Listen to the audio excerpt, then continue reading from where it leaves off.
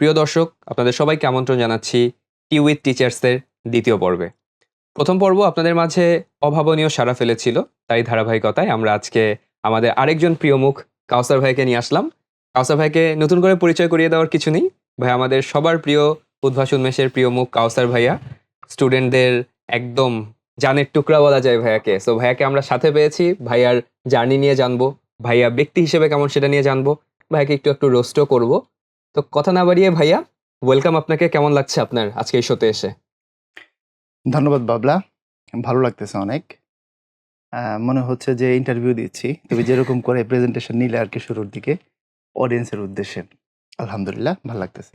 ওকে, কালক্ষেপণ না করে ভাইয়ের কাছে আমি প্রথম প্রশ্নে চলে যেতে চাই। আপনারা জানেন আমাদের ৩টা সেগমেন্ট। প্রথম segment get to know your teacher.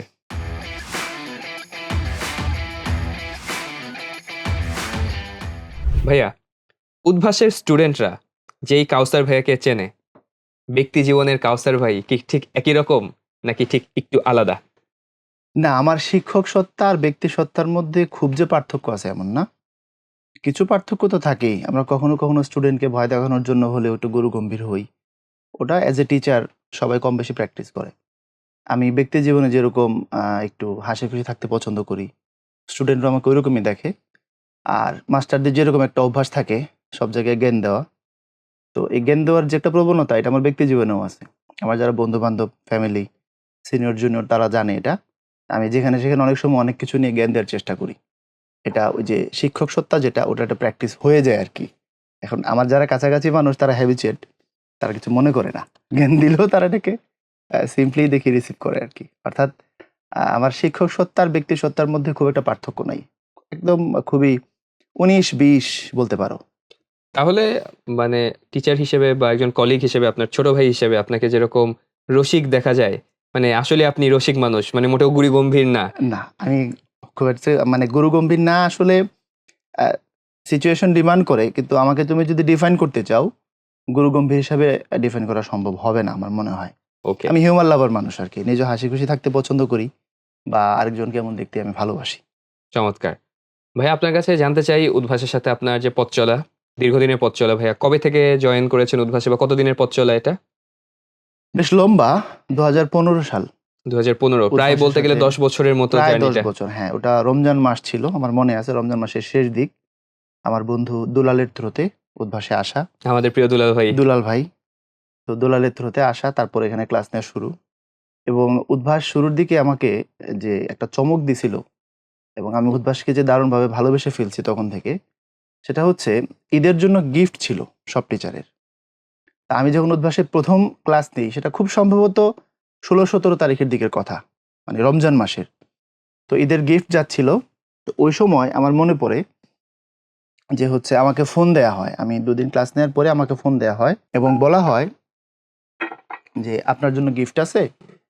আপনি যদি এসে নিয়ে যান মতিঝিল থেকে তাহলে ভালো হয়।" আমি তো অবাক হয়ে গেলাম যে আমার জন্য গিফট আছে, কিসের গিফট?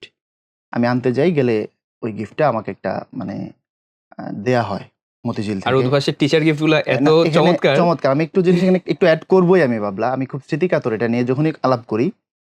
ওটা একটা রান্নার উপকরণ ছিল। খুবই চমৎকার। তো আমি এটা যখন খুললাম, ভেতরে দেখলাম একটা ছোট্ট চিঠির মতো ছিল। ওইখানে একটা কথা ছিল, লিটন ভাই সোহাগ ভাইয়ের পক্ষ থেকে একটা মেসেজ ছিল যে, "এটা সেই পরিবারের জন্য এই গিফট, ছোট্ট একটা গিফট, উদ্ভাস পরিবারের পক্ষ থেকে।" অর্থাৎ উদ্ভাস পরিবারের পক্ষ থেকে আমার যে ব্যক্তি পরিবার, আমার যে ব্যক্তি জীবনের পরিবার তার জন্য গিফট। যে আপনি যে আমাদের অংশ হয়েছেন, আমাদের পরিবারের অংশ। তো আপনার যে পরিবার তাদের তো সেখানে অবদান আছে আপনাকে এই পর্যন্ত নিয়ে আসার জন্য। সুতরাং তাদের প্রতি কৃতজ্ঞতা আমাদের পক্ষ থেকে। ওই ছোট্ট ২ লাইন নিচে লেখা ছিল যে, "সোহাগ ভাই, লিটন ভাই ধন্যবাদ" আনতে এরকম। ওটা আমাকে খুব আলোড়িত করছিল। তো উদ্ভাস ফ্যামিলির সাথে তখন থেকেই পথ চলা এবং ওই পথ চলাটা এখন পর্যন্ত আছে। আশা করি আল্লাহ ভবিষ্যতে যতদিন সুন্দরভাবে নিয়ে যান আরকি। খুব ইন্সপায়ারিং। তো এই দীর্ঘদিনের পথ চলা, প্রায় ১০ বছরের পথ চলা উদ্ভাসের সাথে, এর ভেতরে সবচেয়ে স্মরণীয় বলবো না, সবচেয়ে মনে রাখার মতো মজার ঘটনা কোনটা? যেটা এখনো মনে পড়লে মুচকি, মুচকি হাসি আসে? এরকম মজার ঘটনা আসলে অনেক। খারাপ স্মৃতি বলতে তেমন কিছু নাই উদ্ভাসে। মজার ঘটনাই বেশি। আবার অনুপ্রেরণা দেয় এমন ঘটনাও অনেক। এটা ১৫-১৬ সালের কথাই হবে। আমি ক্যান্টনমেন্টে জেএসসির তখন যে মডেল টেস্ট হয় ওখানে ক্লাস নিয়েছিলাম কিছু স্টুডেন্টের। আবার 2 বছর পরে যখন এসএসসি মডেল টেস্ট হচ্ছিল, ওরাই আবার ভর্তি হইলো হতো ইয়েতে মিরপুর 10-এ। ক্যান্টনমেন্টের যারা স্টুডেন্ট ছিল জেএসসিতে তারা আবার এসএসসি মডেল টেস্ট দিচ্ছে হচ্ছে মিরপুর 10-এ। তো 10-এ ক্লাস নিতে গেলে ওরা বলতেছে, "ভাইয়া কেমন আছেন? ভালো আছেন কিনা? আপনি তো কাউসার ব্যাপারে ক্লাস করছি।" আর কবে? বলে যে, "জেএসসির সময় ক্যান্টনমেন্টে আপনি আমাদের ক্লাস নিয়েছিলেন এবং এই টপিক পড়াইছিলেন।" জেএসসির ঘটনা এসএসসির সময় বলতেছে 2 বছর পরে। তো এই ঘটনাটা মাঝে মধ্যে আমার মনে পড়ে যে একটা স্টুডেন্ট একবার ক্লাস করলো, 2 বছর মনে রাখলো, কি পড়াইলাম সেটাও বলতেছে সে তার মতো করে। আবার যেমন আমাদের তোহা গত বছর যে মেডিকেলে সেকেন্ড হইলো উন্মেষ থেকে, ও তো ফার্স্ট টাইমে ও যখন ফার্স্ট ইয়ারে ছিল, মতিঝিল উন্মেষে সে কোচিং করছিল।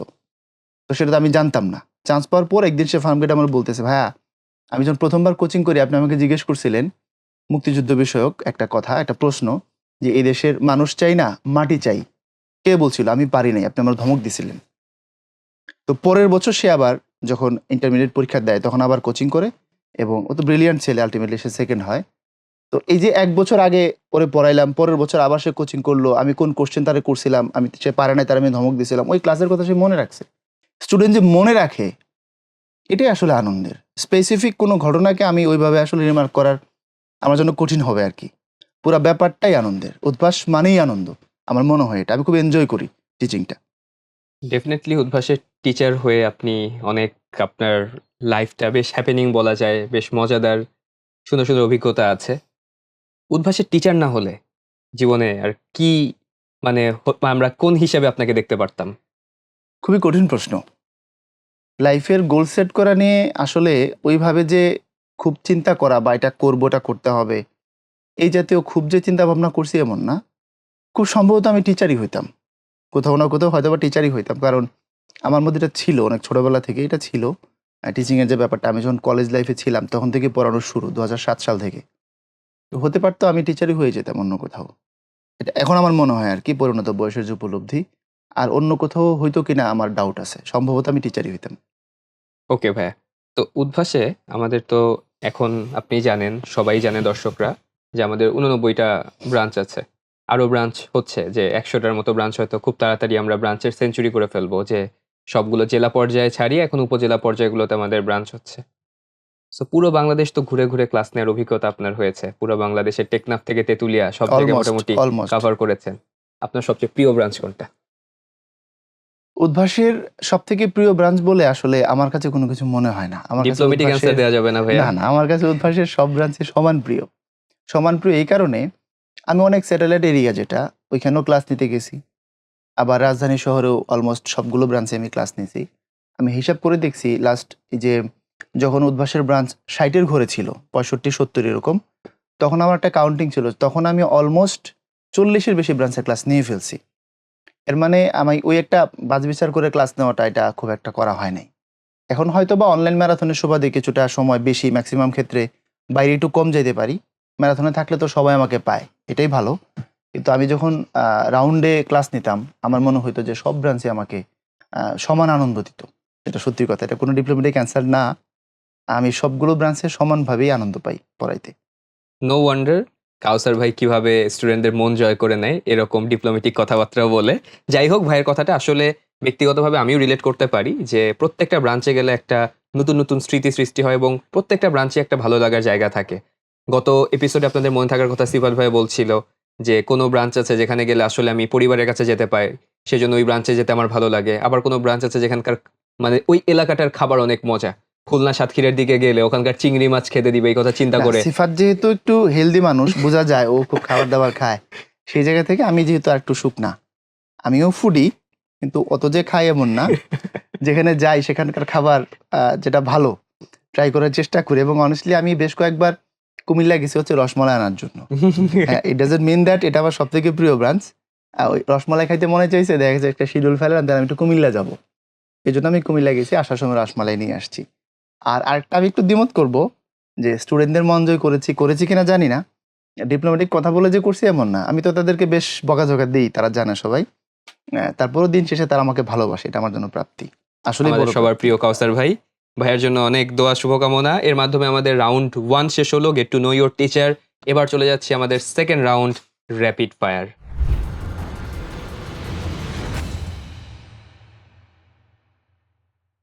আমাদের খুব ইন্টেন্স একটা রাউন্ড ভাইয়া, র্যাপিড ফায়ার আপনার জন্য। প্রথম প্রশ্ন ভাইয়া, কোনো অপশন নাই, এখানে কোনো অ্যান্সারের এক্সপ্লেনেশন নাই, just you have to pick one. Rule আপনার Okay. জানা আছে, তারপর আবার বলে দিচ্ছি ভাইয়া, আপনাকে দুটো অপশন দেওয়া হবে, যে কোনো একটা অপশন বেছে নিতে হবে। দুটো অপশন থাকবে। হ্যাঁ, Okay. একটা বেছে নিতে হবে আপনার, একটা নিতে হবে। একটা নিতে হবে। ফাইন। স্কিপ করার কোনো অপশন নেই। না, যদি স্কিপ করার মতো কোশ্চেন হয় তাহলে তো করতে হবে। লেটস সি ভাইয়া, প্রথম প্রশ্ন, পাহাড় নাকি সমুদ্র? নিঃসন্দেহে পাহাড়। পাহাড়। নিঃসন্দেহে পাহাড়। সমুদ্রকে অপছন্দ করি এমন না, সমুদ্র পছন্দ করি। সমুদ্রের নিজস্ব ভাষা আছে আমার কাছে মনে হয়েছে, এবং সন্ধ্যার পরে সমুদ্রটা বেশি আকর্ষণীয় মনে হয়েছে আমার কাছে আর কি আর personally। পাহাড় কি দিনের বেলা না রাতের বেলা? আর পাহাড় রাত নাই দিন নাই, পাহাড় দেখতেই ভালো লাগে। পাহাড় শব্দটার মধ্যে একটা অন্যরকম অনুভূতি কাজ করে। আমি এই জন্য সমুদ্রের তুলনায় পাহাড়ে গেছি অনেকবার। এমনও হয়েছে আমি একটা জায়গায় ৩ বার গেছি। পাহাড় ভালো লাগছে, ওই জায়গায় ৩ বার গেছি। মানে আমার কাছে এটা পুরাতন হয় না। এটাকে আমি আবার গেলে আরেকবার ভালো লাগে, অন্যরকমভাবে ভালো লাগে। এরকম হয়েছে এক জায়গায় ৩ বার ৪ বারও গেছি। সুতরাং নিঃসন্দেহে পাহাড়। ভাইয়া নেক্সট প্রশ্ন, চা নাকি কফি? ম্যাটার করে কখন কোন অবস্থায় আছি, ম্যাটার করে। তবে দুটোই পছন্দ করি। বেশি খাওয়া হয় হচ্ছে চা। চা। ওকে, নেক্সট প্রশ্ন ভাইয়া, মেসি নাকি রোনালদো? আপনার কিন্তু খুব- ফ্যান ফলোয়ার কমে যাবে ভাই এই প্রশ্ন এটা- অ্যান্সার করার এটা- পরে। হ্যাঁ, এটা খুবই কঠিন প্রশ্ন। এখন একটাই যদি নিতে হয় তাহলে আমার একটু এক্সপ্লেইন করার দরকার হবে। বিশেষ বিবেচনায় দেওয়া হলো। হ্যাঁ, ধন্যবাদ। আমি একটা সময় বলতে গত ২ বছর পর্যন্ত আমি ব্রাজিল সাপোর্ট করতাম। অনেস্টলি বলতাম যে আমি ব্রাজিলের সাপোর্টার। মেসি এবং রোনালদো এই জায়গাটাতেও আমি আসতেছি। আমি একটু ক্লিয়ার করতে চাই আরকি। ব্রাজিলকে সাপোর্ট করতাম, এবং শেষ পর্যন্ত আমার মনে হলো একটা সময় গিয়ে কিছু ঘাটাঘাটির পরে যে নির্দিষ্ট কোনো টিমকে সাপোর্ট করা বা তার দ্বারা খুব বেশি অনুপ্রাণিত হওয়া বা এর কোনো কার্যাবলীকে ফলো করে ফেলা, এটা হয়তোবা কিছু, কিছু জায়গায় কিছু সাংঘর্ষিক বিষয় তৈরি করে। যেমন ধর্মীয় ফিলোসফির জায়গায়। আমার কাছে এটা মনে হইছে যে কোনো টিমকে খুব বেশি সাপোর্ট দেওয়া বা তাদের আনন্দে উল্লসিত হওয়া, এটা ধর্মীয় যে ফিলোসফিটা আছে আমার যে ধর্মীয় আদর্শ, এই জায়গায় কিছু সাংঘর্ষিক। এজন্য ওই আর্জেন্টিনা, ব্রাজিল এর বাইরে আমি চলে আসছি। এখন ওইভাবে আর কোনো দলকে যে আমি সাপোর্ট করি বা করতে হবে এমন না। খেলা পছন্দ করি। ওরকমভাবে মেসি এবং রোনালদো দুজনকেই পছন্দ করি। কাউকে যে পছন্দ করি না এমন না। এজ এ খেলোয়াড় হিসেবে তারা ভালো খেলে, তাদের মধ্যে মেধা আছে, খেলা দেখলে আনন্দ পাই। তো তার মধ্যে যদি পিক করতে হয় তাহলে অবশ্যই CR7। নেক্সট প্রশ্ন ভাই আপনার কাছে, বাংলা সাহিত্য নাকি বাংলা ব্যাকরণ? এটা আরো কঠিন প্রশ্ন। এর থেকে আগের প্রশ্নটাই ভালো ছিল। বাংলা সাহিত্য নাকি বাংলা ব্যাকরণ? বাংলা ব্যাকরণ। বাংলা ব্যাকরণ, চমৎকার চমৎকার। নেক্সট প্রশ্ন, সাধারণ জ্ঞান নাকি বাংলা? প্রশ্নগুলো কি সহজে কঠিন দিকে যাচ্ছে না কঠিন দিকে আমি একটু সহজের বলে দিকে রাখি, যাচ্ছে? অনেক স্টুডেন্ট হয়তো এখানে ধরতে পারবে না, যারা হয়তো কিছুদিনের জন্য আমাদের সাথে ভর্তি হয়েছো বা যারা হয়তো ভার্সিটি অ্যাডমিশনে ভর্তি হয়েছো।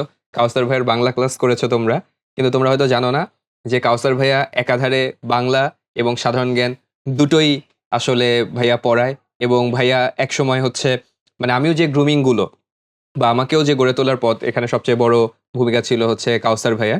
সো কাউসার ভাইয়া সাধারণ জ্ঞানও মানে যেমন তার পারদর্শিতা, এবং একই সাথে বাংলায়ও ঠিক তেমনই পারদর্শিতা।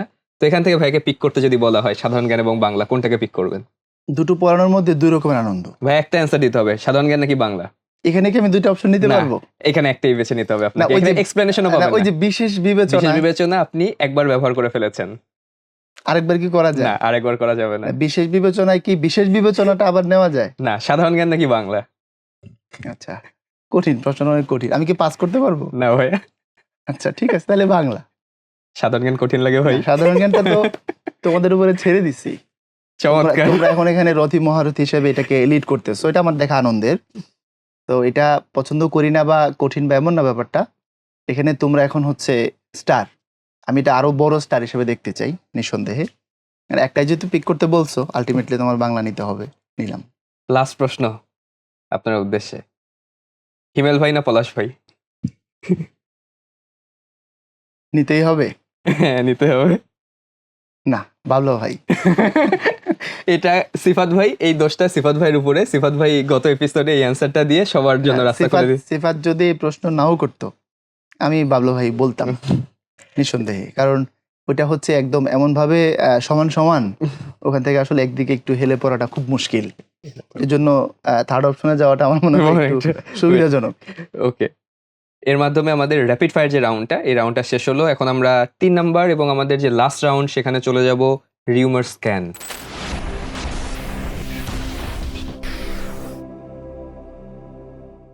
আমাদের টিচারদেরকে নিয়ে অনেক গুজব আছে, রিউমার আছে।